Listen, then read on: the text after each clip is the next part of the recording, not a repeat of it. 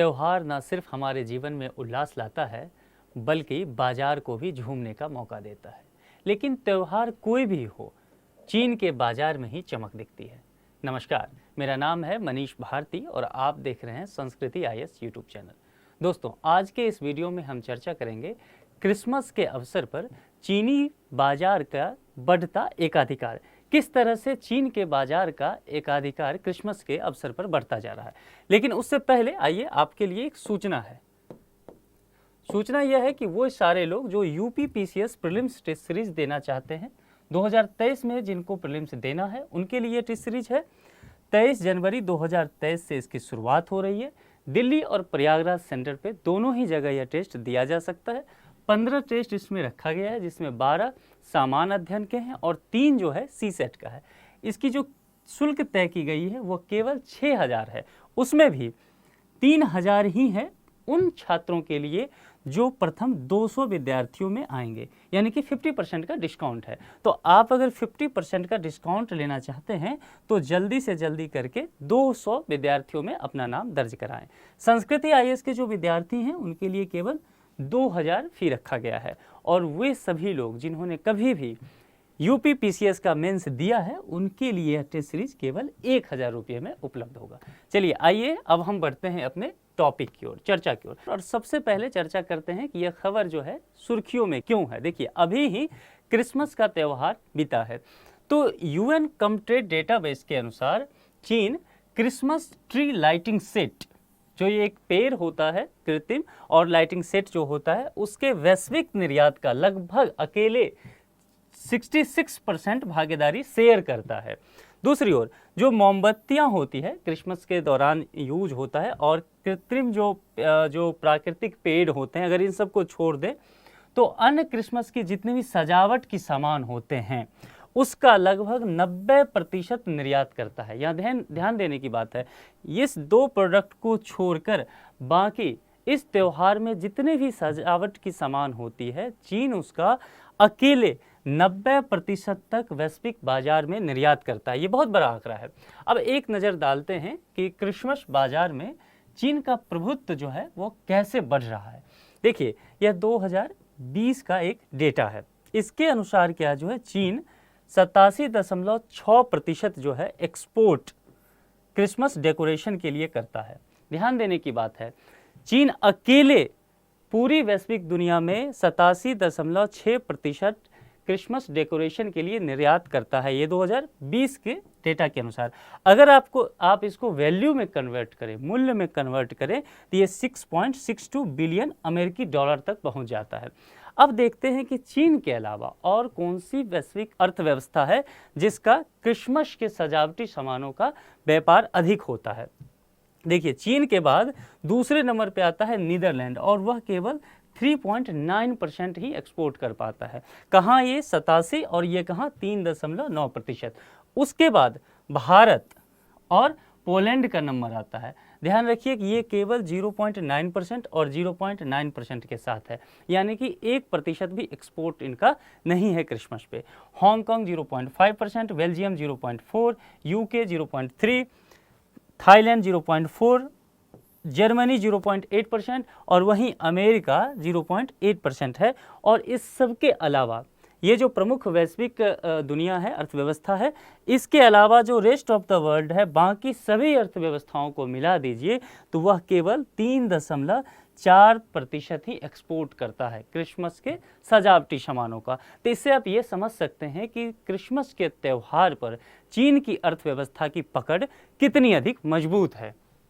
आइए अब देखिए, चीन जो है, चीन के अलावा अन्य शीर्ष निर्यातक देश कौन है उसको भी एक झलक हम देख लेते हैं। देखिए, कंबोडिया, नीदरलैंड, फिलीपींस और जर्मनी, इस पे एक चर्चा करते हैं। Who puts the lights on the tree. आप जानते हैं कि क्रिसमस के त्यौहार में एक कृत्रिम पेड़ होता है, उस पे लाइटिंग लगाई जाती है, एक सजावट है ये। तो उसी के दौरान ये लिखा गया है, उसी के मद्देनजर लगते हुए यहाँ वैल्यू में दिखाया गया है कि कौन सी अर्थव्यवस्था कितने का कारोबार करती है क्रिसमस के अवसर पे।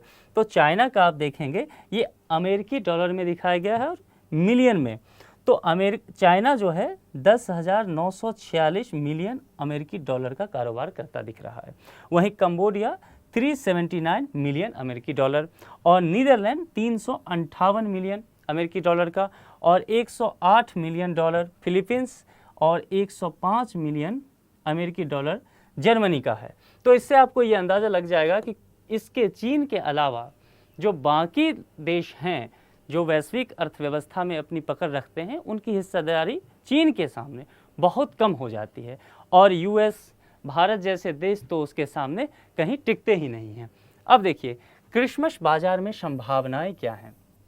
दरअसल क्रिसमस का जो त्यौहार है वह तो मुख्य रूप से ईसाई धर्म के लोग मनाते हैं, लेकिन अब यह सिर्फ ईसाइयों का त्यौहार देखेंगे तो नहीं रह गया है।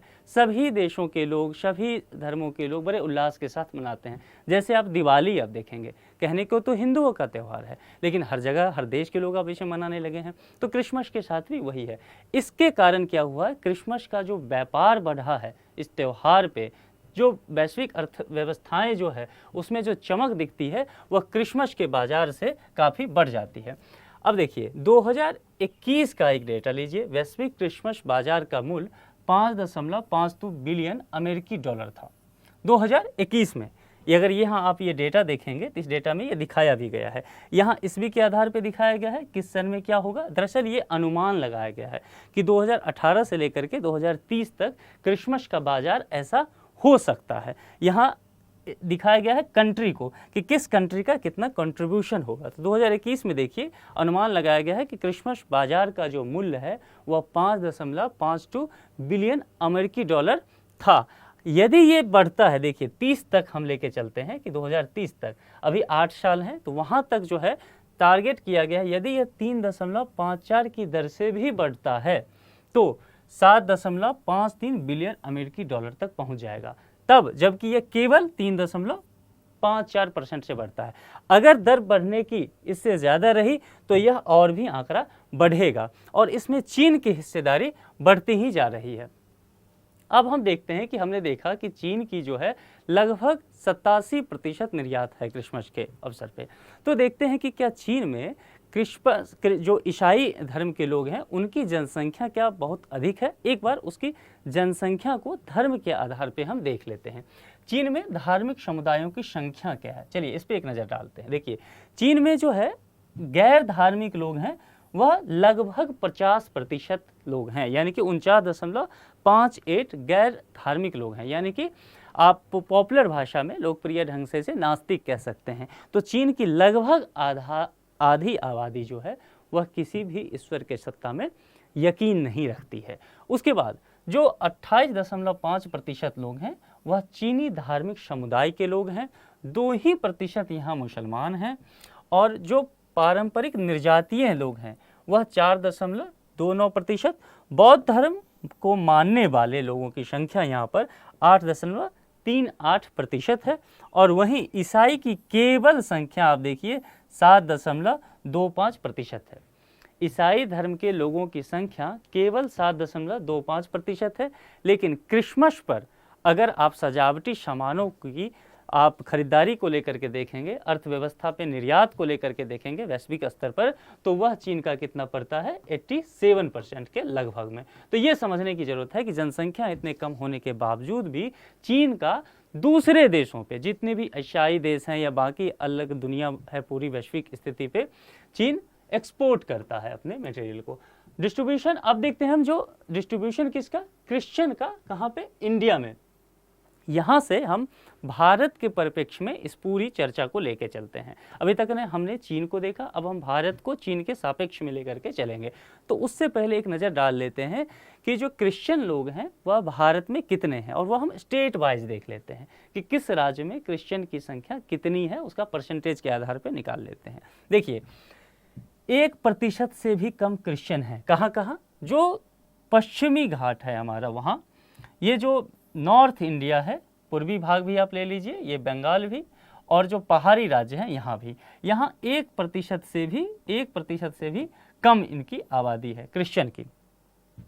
4 से 1%, यानी कि यह जो हिस्सा आप देख रहे हैं, यहाँ झारखंड आ गया, यहाँ ओडिशा आ गया, छत्तीसगढ़, यहाँ आंध्रा और तेलंगाना इसमें आ गया, कर्नाटक आ गया, और यहाँ पंजाब देख लीजिए, और यहाँ आप देख लेंगे ये असम है। अगर इन राज्यों को देखें तो यहाँ पे जो क्रिश्चियन धर्म के लोगों की जनसंख्या है वह परसेंटेज के आधार पे 1 से 4% के बीच में ही है।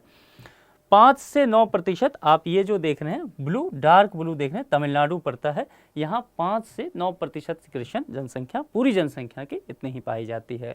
और 10 से 19% जनसंख्या आपको ये जो लाइट ब्लू है यानी कि यह केरल का हिस्सा पड़ता है। और 20 से 29% क्रिश्चियन कहाँ मिल जाएंगे, तो अरुणाचल प्रदेश का जो उत्तरी भाग है, ध्यान रखना है, अरुणाचल प्रदेश का उत्तरी भाग और गोवा, छोटा सा हिस्सा गोवा पड़ता है। तो गोवा की कुल जनसंख्या का यहाँ पे 20 से 29% आबादी क्रिश्चियन की है, और अरुणाचल प्रदेश का आधा भाग आप कह सकते हैं। और 30 से 49% तक जो यह हिस्सा पड़ता है, आप यहाँ ले सकते हैं इसे मणिपुर का, एक ही राज्य है मणिपुर भारत का, वहाँ पे 49 से 30% की आबादी आप यहाँ पे देख सकते हैं, वो क्रिश्चियन का है। और 50% से ऊपर की जनसंख्या अगर आपको देखना हो तो यह मेघालय हो गया, नागालैंड हो गया, मिजोरम हो गया, इन राज्यों की जो 50% से अधिक जनसंख्या है वह ईसाई है। तो मोटा मोटी अगर आप पूरा नज़र दौड़ाएंगे इस मैप पर, भारत की मैप पर, तो ईसाई की ज़्यादातर जनसंख्या आपको नॉर्थ ईस्ट में देखने को मिलेगा। बाकी राज्यों में थोड़ा बहुत कम है, थोड़ा बहुत आपको पश्चिमी घाट के राज्यों में भी देखने को मिलेगा। चलिए, तो सबसे पहले हमने ये देख लिया कि भारत में ईसाई धर्म को मानने वाले लोगों की स्थिति क्या है। अब हम बढ़ते हैं उससे आगे। भारत क्रिसमस बाजार में निर्यात के मामले में पीछे क्यों रह गया है? क्या ऐसी वजह है कि भारत का ही पड़ोसी देश है चाइना, वह इसी त्यौहार पे काफ़ी अधिक निर्यात करता है, लेकिन भारत उससे काफ़ी अधिक पीछे रह गया है। हालांकि भारत का जो निर्यात का आप जानते हैं 0.9% है, यह पोलैंड के साथ दूसरा नंबर साझा करता है, लेकिन इसी के जगह पे चीन जो पहला नंबर पे है वह लगभग 87%। तो काफ़ी फासला है, इसके सामने भारत की स्थिति जो है वह नगण्य ही है। तो क्या क्या करना चाहिए? अनुबंध परिवर्तन में शिथिलता, जो एग्रीमेंट होता है कंपनी के साथ भारत में, उसमें एक बड़ी परेशानी क्या रहती है, जो एग्रीमेंट हो जाने के बाद बाकी के जो काम होते हैं, जो इंफ्रास्ट्रक्चर डेवलप करने का काम होता है, इस सब में सरकारी स्तर पे काफ़ी वक्त लग जाता है। जैसे मान लीजिए भूमि अधिग्रहण का, देश में कितने ही प्रोजेक्ट हैं जो कई सालों से अटका पड़ा है, उसकी एक बड़ी वजह है भूमि अधिग्रहण। तो इन सबों की जो शिथिलता है, इस समूह के काम में जो गति है उसकी बड़ी धीमी है। कर पारदर्शिता में कमी। अब देखिए, कर पारदर्शिता में कमी का एक मतलब तो यह है कि टैक्स चोरी काफ़ी होता है भारत में, बड़ी सारी कंपनियां टैक्स नहीं चुकाती हैं। उसके अलावा एक और है, जब से ये जीएसटी आया है तो कर पारदर्शिता की कमी के साथ साथ ये कर की जटिलता का प्रश्न भी उठ गया है। राजस्व विभाग के ही अच्छे खासे अधिकारी जीएसटी के पेंच को नहीं समझ पाते हैं, तो यह भी एक मुश्किल बनता जा रहा है। टैक्स संरचना में कमी भी एक इसका कारण है, जो टैक्स का स्ट्रक्चर है वह बहुत अच्छा क्लेरिफाइड नहीं है और इस वजह से परेशानी होती है। इसके वजह से इन तीनों चीज़ों को आप जोड़ दें तो वैश्विक कंपनियां जो है वो भारत में आने से परहेज करती है, भारत में इन्वेस्टमेंट नहीं करना चाहती है।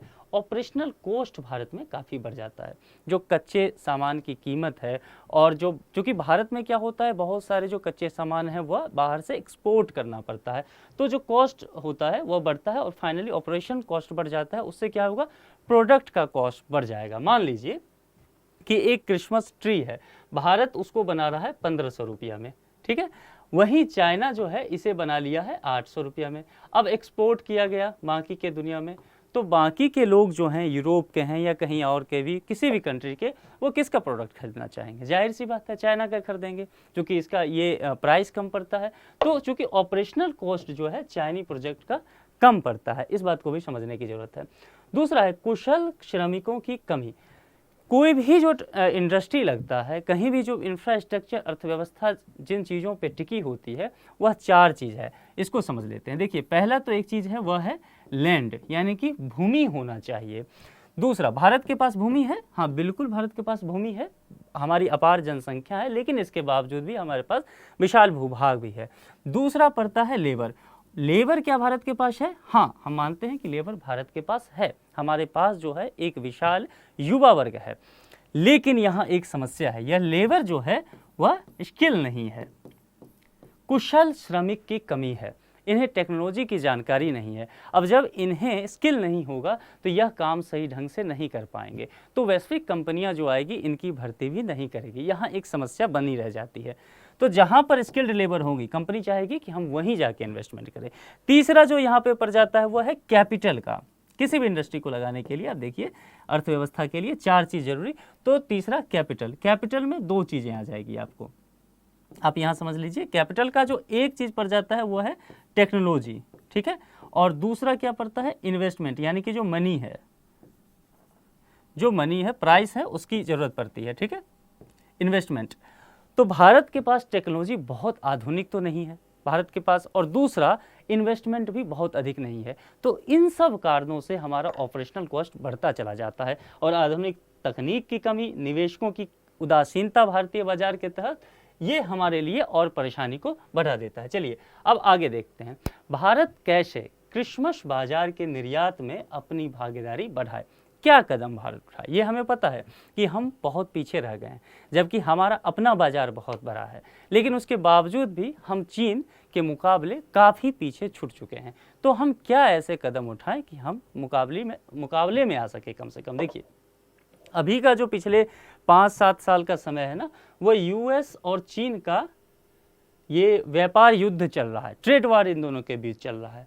यूएस कई तरह के आरोप चीन पे लगा रहा है, मानवाधिकार का भी, यह भी कहता है कि वह डंपिंग बहुत करता है, जो प्रोडक्ट होते हैं उसकी क्वालिटी बहुत अच्छी नहीं है, तो ये इस पर टैरिफ वगैरह बहुत लगा देता है, शुल्क बहुत बढ़ा देता है। तो चीन भी इसका जवाब देता है। तो इन दोनों के बीच जो है एक तरह से ट्रेड वार चल रहा है, व्यापार युद्ध चल रहा है। अब इसका फ़ायदा यहीं भारत को उठा लेना चाहिए। मान लीजिए कई यूरोपीय शक्तियां हैं जो चीन के प्रोडक्ट पर प्रतिबंध लगाई है यूएस के साथ ही, तो भारत को चाहिए कि वह एग्रीमेंट बाकी कंट्री के साथ कर ले। अगर चीन का प्रोडक्ट वहाँ नहीं जा रहा है तो भारत को अपना प्रोडक्ट भेजना चाहिए। इससे क्या होगा, हमारा एक्सपोर्ट बढ़ेगा, मार्केट बन जाएगा हमारा वहाँ। उसके बाद घरेलू स्तर पर भारत खुद एक बहुत बड़ा बाजार है, इतना बड़ा बाजार, इतनी बड़ी जनसंख्या है कि वह खुद के स्तर पर ही इकाइयां लगा करके बहुत अच्छा काम कर सकता है। एमएसएमई सेक्टर को बढ़ावा दे करके भी काम कर सकता है। एमएसएमई सेक्टर में इन्वेस्टमेंट करने की ज़रूरत है, यहाँ टैक्स से छूट देने की ज़रूरत है, इसको थोड़ा बढ़ावा दिया जाए तो ये काफ़ी अच्छे स्तर पे देश की अर्थव्यवस्था को ले जा सकता है। और आयात पे जो है वह निर्भरता कम करना पड़ेगा। हम अपनी ज़रूरतों की अधिकांशतः चीज़ों को आयात करते हैं, खासकर से चीन से देखेंगे, तो इस वजह से हमारा व्यापार घाटा जो है वह काफ़ी बढ़ गया है। तो आयात को कम करना पड़ेगा और निर्यात को अधिक करना पड़ेगा। अगर हम ऐसा करते हैं तो हम भी अपनी भागीदारी को वैश्विक बाजार में बढ़ा सकते हैं। और एक पॉइंट, कोविड-19 की स्थिति से अभी आप देख रहे हैं चीन फिर से कोविड-19 की चीन में लहर बन सी गई है। तो कोविड-19 की स्थिति से चीन अभी तक उबर नहीं पाया है। इस अवसर का इस्तेमाल भारत को करने लेना चाहिए। और यहाँ बढ़ती श्रम लागत और चीन के सख्त कोविड शून्य विनियमन जो है उससे व्यवधान बाजार में हुआ है। अगर भारत चाहे तो इस स्थिति का फायदा कर सकता है। हो क्या है कि चीन से बहुत सारी कंपनियां भी बाहर जा रही है, तो उस कंपनियों को जगह चाहिए अपनी इंडस्ट्री लगाने के लिए। भारत एक अच्छा बाजार है, तो भारत को चाहिए कि उसका वेलकम करे। आप देखेंगे चीन से बहुत सारी कंपनी निकल के वियतनाम जैसे देशों में आ रही है, तो भारत सरकार को चाहिए कि ऐसी स्थिति उत्पन्न करे कि वो सारी कंपनियां हमारे यहाँ इंडस्ट्री लगाने आ जाए। ईज ऑफ डूइंग बिजनेस, यानी इस पे हमने बहुत काम किया भी है। जैसे पहले इंस्पेक्टर राज बहुत हुआ करता था, बहुत सारी परेशानी होती थी, कई मंत्रालय से एनओसी लेने की ज़रूरत पड़ता था। हमने इस सब पे काम किया है, ईज ऑफ डूइंग बिजनेस पे, लेकिन इस पे हमें और काम करने की ज़रूरत है ताकि जो वैश्विक कंपनियां हैं वो हमारे तरफ आकर्षित हो सके। और सिंगल विंडो क्लियरेंस सिस्टम को प्रभावी बनाना पड़ेगा, यानी कि जो अगर कोई कंपनी यहाँ इन्वेस्टमेंट करना चाह रही है तो ये नहीं कि उसे 50 अलग अलग मंत्रालय में जा करके सभी डॉक्यूमेंटेशन का काम कराना पड़ेगा, क्लियरेंस कराना पड़ेगा। वो एक जगह आए, सभी काम कराए और सीधा इन्वेस्टमेंट करना शुरू कर दे, अपनी इंडस्ट्री लगाएं। तो यह सभी की स्थिति अगर भारत सरकार भी अपनाती है तो यह संभव है कि यह जो त्यौहार है क्रिसमस का, इसके अलावा भी भारत का निर्यात इसमें बढ़ सकता है। चलिए अब हम इसी मुद्दे पे एक प्रश्न को सॉल्व करेंगे, और प्रश्न जो है वह मेंस के स्वरूप का है। देखिए मैं कीवर्ड बता दूंगा आपको। क्रिसमस बाजार को लेकर के सबसे पहले चर्चा की गई है। तो क्रिसमस बाजार में चीन का बढ़ता व्यापार, ठीक है, भारत और अन्य देशों के लिए, भारत के परिप्रेक्ष्य में भी और बाकी दुनिया के परिप्रेक्ष्य में भी क्या चुनौती लेकर के आएगा, क्या चुनौती प्रदर्शित करता है। इसमें भारत की भागीदारी सुनिश्चित करने के लिए आर्थिक रणनीतियों पे चर्चा करें। ठीक है, ये आर्थिक रणनीति पे चर्चा करना है आपको। 250 शब्द में इस उत्तर को लिखना है आपको। उत्तर लिख के आप कमेंट बॉक्स में डाल सकते हैं, हमारी टीम उसे देखेगी। मैं उम्मीद करता हूं कि आज का जितना हमने ये चर्चा किया है वह आपके पठन पाठन को समृद्ध करेगा। जल्द ही हम आपके लिए किसी दूसरे टॉपिक पर फिर से वीडियो बना के लाएंगे। तब तक अपना ख्याल रखिए। धन्यवाद।